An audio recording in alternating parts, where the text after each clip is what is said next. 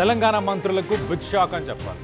వాట్సాప్లో media groups అన్నీ కూడా ఇప్పుడు సైబర్ నేరగాళ్ళు హ్యాక్ చేశారు. ఎస్బీఐ బ్యాంక్ ఆధార్ అప్డేషన్ అని చెప్పేసి ఏపీకే ఫైల్స్ షేర్ చేస్తున్నారు నేరగాళ్ళు. ఏపీకే ఫైల్స్ వీటి గురించి చెప్పాలంటే ఏపీకే అంటే అప్లికేషన్ ఫైల్స్. ఇవి మీ ప్లే స్టోర్లో అలాగే మీ యాప్ స్టోర్, ఇటు ఆండ్రాయిడ్ అయితే ప్లే స్టోర్, ఐఫోన్ అయితే యాప్ స్టోర్, ఈ యాప్ స్టోర్స్లో ఉండే ఫైల్స్ కాదు ఇవి. ఇవి మీకు వాట్సాప్లో ఒక మెసేజ్ లాగా పంపిస్తారు, ఒక వెడ్డింగ్ ఇన్విటేషన్ లాగా పంపిస్తారు, లేకపోతే ఒక వీడియో క్లిప్ పంపించినట్టు పంపిస్తారు.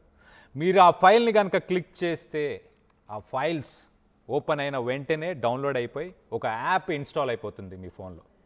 మీకు తెలియదు అసలు ఆ యాప్ ఇన్స్టాల్ అయ్యి ఎక్కడ ఉంది అనేది. యాప్ ఇన్స్టాల్ అయిన వెంటనే హైడ్ అయిపోతుంది. హైడ్ అయిపోయి రిమోట్గా మీ ఫోన్ని యాక్సెస్ చేయొచ్చు. అంటే మీ ఫోన్లో ఉన్న వాట్సాప్ గ్రూప్స్, మీ ఫోన్లో ఉన్న సోషల్ మీడియా యాప్స్, మీ కాల్ లాగ్స్, మీ కాంటాక్ట్స్, మీ మెయిల్ ఐడీస్, ఇట్లా ఇవన్నిటికీ యాక్సెస్ వర్చువల్గా ఇంకో హ్యాకర్కి ఇచ్చేదే ఏపీకే ఫైల్స్. ఈ మధ్యకాలంలో వెడ్డింగ్ ఇన్విటేషన్స్ లాగా కూడా పంపిస్తున్నారు, వీడియోస్ లాగా. వాట్సాప్లో జనరల్గా ఇటు photos, videos, forwarded messages share చేస్తూనే ఉంటారు. కానీ ఇంట్రెస్టింగ్ న్యూస్ ఏంటంటే ఇక్కడ తెలంగాణ మంత్రుల ఫోన్లు హ్యాక్ అయ్యాయి. మరి మంత్రులకి అలాంటి మెసేజెస్ వస్తాయి, వచ్చిన తర్వాత వాళ్ళు దాన్ని సరిగ్గా చూసుకోకుండా వాళ్ళు కూడా మోసపోయారా, డౌన్లోడ్ చేశారా? ప్రస్తుతానికైతే ఆ వాట్సాప్ గ్రూపులు ఆ తెలంగాణకు సంబంధించిన మంత్రుల ఫోన్స్ హ్యాక్ అయినట్టు తెలుస్తుంది. దీనికి సంబంధించి మరిన్ని వివరాలు మా ప్రతినిధి ఉదయ్ ఉన్నారు, ఉదయ్తో మాట్లాడి తెలుసుకునే ప్రయత్నం చేద్దాం. దాని తర్వాత మీకు హ్యాకింగ్ గురించి ఇంకా ఎక్స్ప్లెయిన్ చేసే ప్రయత్నం చేస్తా. ఉదయ్ చెప్పండి, అసలు తెలంగాణ మంత్రులు ఎవరు? వాళ్ళ ఫోన్స్ హ్యాక్ అయ్యాయా? వాళ్ళ వాట్సాప్ గ్రూప్స్ కూడా హ్యాక్ అయ్యాయా?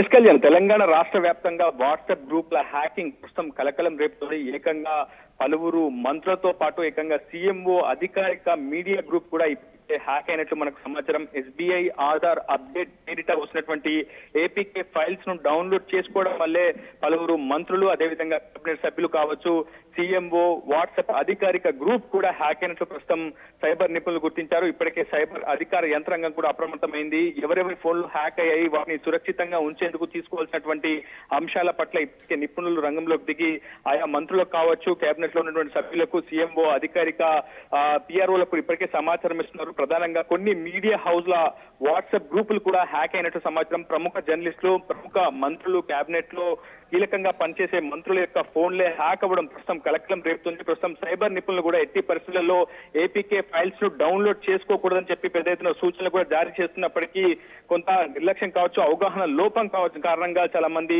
ఏపీకే ఫైల్స్ ను క్రమంగా డౌన్లోడ్ చేసుకుంటున్నటువంటి పరిస్థితి. వెంటనే అటు హ్యాకర్ల అదుపులోకి, నియంత్రణలోకి మొబైల్ ఫోన్లు వెళ్లడంతో పాటు ఒకసారిగా వాట్సాప్ డీపీలు మారిపోవడం, ఆ తర్వాత వాళ్ళ పేరు మీద కావచ్చు ఫోన్ లో ఉన్నటువంటి సమాచారాన్ని కూడా హ్యాక్ గురి కావడంతో ఒక్కసారిగా అందరూ కూడా కంగుతుంటున్నారు. ప్రస్తుతం మనకు అందుతున్నటువంటి తాజా సమాచారం ప్రకారం ఏకంగా మంత్రులతో పాటు సీఎంఓ గ్రూప్ కూడా ప్రస్తుతం హ్యాక్ అయినట్టు తెలుస్తుంది. ప్రస్తుతం దాన్ని మళ్ళీ తిరిగి నియంత్రణలోకి తీసుకొచ్చేందుకు సైబర్ నిపుణులు కూడా ప్రయత్నాలు చేస్తున్నారు. ఎట్టి పరిస్థితుల్లో ఎస్బీఐ ఆధార్ పేరిట కావచ్చు, ఇతరత్రా వచ్చే ఏపీకే ఫైల్స్ ని ఎట్టి పరిస్థితుల్లో డౌన్లోడ్ చేయకూడదని కూడా సైబర్ నిపుణులు సూచిస్తున్నారు. ప్రస్తుతం సైబర్ సెక్యూరిటీ విభాగం అంతా కూడా ఎవరెవరి ఫోన్లు హ్యాక్ అయ్యాయి, వాళ్ళందరినీ మళ్ళీ ఆ ఫోన్లన్నింటినీ కూడా సురక్షితంగా ఉంచేందుకు, ఆ ఫోన్లలో ఉన్నటువంటి సమాచారం అంతా కూడా సురక్షితంగా ఉంచేందుకు ప్రస్తుతం సైబర్ నిపుణులు రంగంలోకి దిగినట్లు మనకు సమాచారం అవుతుంది. ప్రస్తుతం మళ్ళీ అధికారిక వాట్సాప్ గ్రూపులను కూడా మళ్ళీ ప్రభుత్వం కావచ్చు, అధికార యంత్రాంగం మళ్ళీ తిరిగి స్వాధీనం తీసుకునే ప్రయత్నం అయితే చేస్తోంది. కళ్యాణ్, అయితే ఉదయ్ మీరు చెప్పిన ఒక ఇంట్రెస్టింగ్ విషయం ఏంటంటే ఇక్కడ సీఎంఓ, చీఫ్ మినిస్టర్ ఆఫీస్, అలాగే క్యాబినెట్కి సంబంధించిన కొంతమంది మంత్రుల వాట్సాప్ గ్రూప్స్ ఫోన్స్ అంటున్నారు. దాంట్లో చాలా కాన్ఫిడెన్షియల్ మ్యాటర్స్ ఉండొచ్చు. ఇటు తెలంగాణ రాష్ట్రానికి సంబంధించిన టెండర్స్, ప్రాజెక్ట్స్, డిస్కషన్స్, ఇప్పుడు ఆల్రెడీ ఫిరాయింపులు, ఎమ్మెల్యేల ఫిరాయింపుల గురించి కూడా డిస్కషన్స్ ఉన్నాయి. వీటన్నిటి గురించి కూడా చర్చించే అవకాశం లేకపోలేదు కదా. ఇటు సీఎంఓ చూస్తే కనుక ఇటు సీఎం రిలీఫ్ ఫండ్ గురించి కావచ్చు, సీఎంఓ నుంచే తెలంగాణ రాష్ట్రానికి సంబంధించిన ఐఏఎస్, ఐపీఎస్ అధికారులు కానీ, మంత్రులు, ఎమ్మెల్యేలు వీళ్ళందరికీ కూడా అక్కడి నుంచే ఇన్ఫర్మేషన్ వెళ్తుంది, అక్కడి నుంచే కమాండింగ్ వెళ్తుంది, అక్కడి నుంచే ఆర్డర్స్ కూడా, పాలసీ మేకింగ్ కూడా అక్కడి నుంచే, ట్రాన్స్ఫర్స్ గురించి కావచ్చు, ఏదైనా ఇన్ఫర్మేషన్ అక్కడి నుంచే వెళ్తుంది కదా. సో అలాంటి ఇన్ఫర్మేషన్ ఏమైనా ఆల్రెడీ ఇటు సైబర్ నేరగాళ్ళకి చిక్కిందా? దాని గురించి వాళ్ళు ఏమైనా మాట్లాడారా? ఎలాంటి ఇన్ఫర్మేషన్ ఇక్కడ షేర్ చేసుకున్నారు అని చెప్పి దీనిపై ఎవరైనా స్పందించారా ఇటు గవర్నమెంట్ నుంచి కానీ? ఎగ్జాక్ట్లీ కళ్యాణ్, ప్రస్తుతం దీనికి సంబంధించి ఒక క్లారిటీ అయితే రావాల్సింది. ప్రస్తుతం CMO గ్రూప్ అనేది అత్యంత ప్రధానమైనటువంటి వాట్సాప్ గ్రూప్ గా మనం పరిగణిస్తూ ఉంటాం. ఎందుకంటే పాలసీ మేకింగ్స్ కావచ్చు, దానికి సంబంధించినటువంటి అన్ని విధి విధానాలను, ఉత్తర్వులను కావచ్చు, జీవో కాపీలను కూడా CMO అధికారికంగా ఆ గ్రూప్ లోనే పోస్ట్ చేస్తూ ఉంటారు. సో ఆ తర్వాత నుంచి మీడియా హౌస్లకు అది పూర్తిగా షిఫ్ట్ అవుతూ ఉంటుంది. సో అత్యంత కీలకమైనటువంటి పాలసీ విధానాలు కావచ్చు, అందులోనే కేబినెట్ సభ్యులు కూడా, మెంబర్స్ కూడా గ్రూప్ లో ఉంటారు. కాబట్టి ఒకసారి ఆ వాట్సాప్ గ్రూప్ లో ఏపీకే ఫైల్ ఎవరెవరు డౌన్లోడ్ చేసుకున్నారు, ఏ గ్రూప్ సభ్యులు ఎంతమంది ఆ ఏపీకే ఫైల్ ని డౌన్లోడ్ చేసుకున్నా ఖచ్చితంగా వాళ్ళందరి యొక్క ఫోన్ హ్యాక్ గురే అవకాశం ఉంది. కాబట్టి ప్రస్తుతం సైబర్ నిపుణులు మొదటగా ప్రస్తుతం CMO వాట్సాప్ గ్రూప్ ను రిట్రీవ్ చేసే ప్రయత్నం చేస్తున్నారు, తిరిగి వారి నియంత్రణలోకి తీసుకొచ్చుకునే ప్రయత్నం చేస్తున్నారు. దాదాపు చాలా పెద్ద ఎత్తున హ్యాకర్లు వాట్సాప్ గ్రూప్లను హ్యాక్ చేస్తున్నట్టు సమాచారం. తెలంగాణ రాష్ట్ర వ్యాప్తంగా ఇప్పటికే కొన్ని వేల మంది ఫోన్ల వాట్సాప్ లను కావచ్చు, వాట్సాప్ గ్రూప్లను కావచ్చు ఏపీకే ఫైల్స్ పంపి వారి నియంత్రణలోకి తీసుకున్నటువంటి సైబర్ నేరగాళ్లు విచ్చలవిడిగా వాటిని వినియోగిస్తూ అందులో ఉన్నటువంటి డేటాను కూడా తస్కరించే అవకాశం ఉంది. అయితే ప్రధానంగా ప్రభుత్వ అధికార యంత్రాంగానికి సంబంధించి కావచ్చు, అనేక పాలసీ మేకింగ్స్ విషయంలో కావచ్చు, జీవోల విషయం కావచ్చు, బీసీ డెడికేషన్ కమిషన్ వంటి రిపోర్ట్ల విషయంలో కూడా ప్రభుత్వం గోప్యత పాటిస్తూ వస్తుంది. సో అటువంటి కొన్ని కాన్ఫిడెన్షియల్ ఇన్ఫర్మేషన్ కూడా అటు ఏపీకే ఫైల్స్ ద్వారా డౌన్లోడ్ చేసుకోవడంతో అవి సైబర్ నేరగాళ్లకు చిక్కే అవకాశం ఉంటుంది. కనుక ప్రభుత్వం కూడా వెంటనే అప్రమత్తమైన సైబర్ నిపుణులు కూడా, సైబర్ యంత్రాంగం కూడా పూర్తిగా రంగంలోకి దిగి మళ్ళీ తిరిగి ఆయా వాట్సాప్ గ్రూప్ లను రిట్రీవ్ చేసే ప్రయత్నం చేస్తుంది. ప్రస్తుతం ఎవరెవరి వాట్సాప్ గ్రూపులు హ్యాక్ అయ్యాయి, ఎవరెవరి మొబైల్ ఫోన్లు సైబర్ నేరగాళ్ల నియంత్రణలోకి వెళ్ళాలనేది ఇంకా స్పష్టంగా ఒక క్లారిటీ అయితే రావాల్సింది. ప్రస్తుతం మనకు అందుతున్నటువంటి అధికారిక సమాచారం ప్రకారం అయితే కొంతమంది మంత్రులతో పాటు ఏకంగా CMO ఆఫీస్ వాట్సాప్ గ్రూప్ మాత్రం సైబర్ నేరగాళ్ల నియంత్రణలోకి వెళ్ళినట్లు మనకు సమాచారం అంతోంది. Kalyan. Right Uday, thanks for the latest update. So ఒక రకంగా ఇదేమైనా ప్లాన్డ్ అటాకా?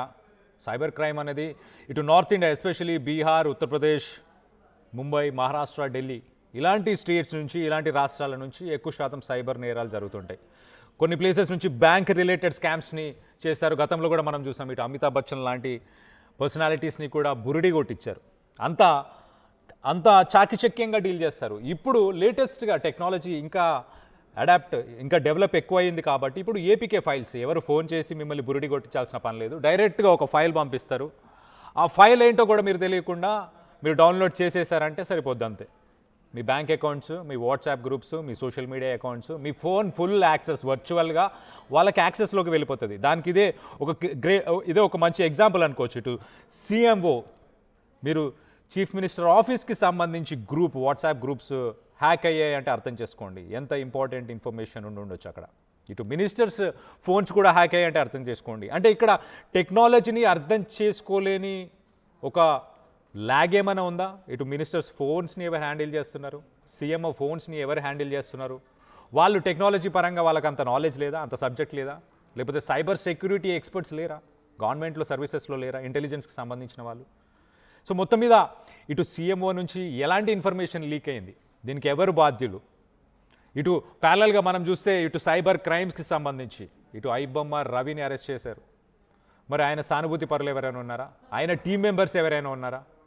గతంలో ఇటు సజ్జనార్ని కానీ సిపి వీళ్ళందరినీ కూడా గతంలో వాళ్ళు వార్న్ చేశారు, అలాగే ఛాలెంజ్ కూడా చేశారు, catch me if you can, మమ్మల్ని పట్టుకోండి మీ వల్ల అవుతాయి అని చెప్పేసి. సో ఇప్పుడు దానికి ఏమన్నా రివెంజ్ పాలిటిక్సా, ఏదైనా వెండెట్టానా? సో మొత్తానికైతే Telangana CMO, chief minister office, WhatsApp group, అలాగే కొన్ని మంత్రుల, క్యాబినెట్కి సంబంధించిన కొన్ని మంత్రుల ఫోన్స్ కూడా హ్యాక్ అయ్యాయి. So be careful. మీరు ఎవరైనా మీకు వాట్సాప్ గ్రూప్స్లో ఫార్వర్డ్స్లో కానీ మీకు తెలియని ఫైల్స్ ఏమైనా వస్తే అది చూడడానికి ఒక నార్మల్ ఫైల్ లాగానే ఉంటుంది. ఇప్పుడు ఫొటోస్ కానీ అలాగే ఏపీకే ఫైల్స్ కానీ వీటిని ఆటో డౌన్లోడ్ ఆప్షన్ నుంచి తీసేయాలి. మీ వాట్సాప్ గ్రూప్స్లో ఆటో డౌన్లోడ్ అనే ఒక ఆప్షన్ ఉంటుంది. మీరు ఫొటోస్ని, వీడియోస్ని మీరు ఓపెన్ చేయకుండా డైరెక్ట్గా అవే డౌన్లోడ్ అయిపోతాయి. డౌన్లోడ్ అయిపోయిన తర్వాత మీరు క్లిక్ చేసిన వెంటనే అవి ఇన్స్టాల్ అయ్యే అవకాశం ఉంటుంది. మీరు ఆటో డౌన్లోడ్ అనే ఆప్షన్ని కనుక రిమూవ్ చేస్తే మీ వాట్సాప్ గ్రూప్స్లోకి వచ్చే కంటెంట్ని మీరు ఇనిషియల్గానే ఫిల్టర్ చేసేయచ్చు. ఇనిషియల్గా ఫిల్టర్ చేసి ఇలా హ్యాక్ అవ్వకుండా జాగ్రత్త పడే అవకాశం ఉంటుంది. సో మొత్తం మీద తెలంగాణ మంత్రులకు సంబంధించిన ఫోన్స్ హ్యాక్ అయిపోయాయి. ఇటు CMOకి సంబంధించిన ఫోన్, వాట్సాప్ గ్రూప్స్ కూడా హ్యాక్ అయిపోయినట్టు తెలుస్తుంది. సో దీనికి సంబంధించి మీరేమనుకుంటున్నారు?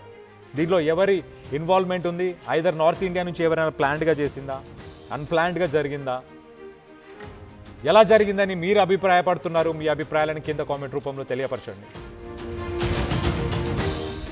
అసలైన తొలి వెలుగు.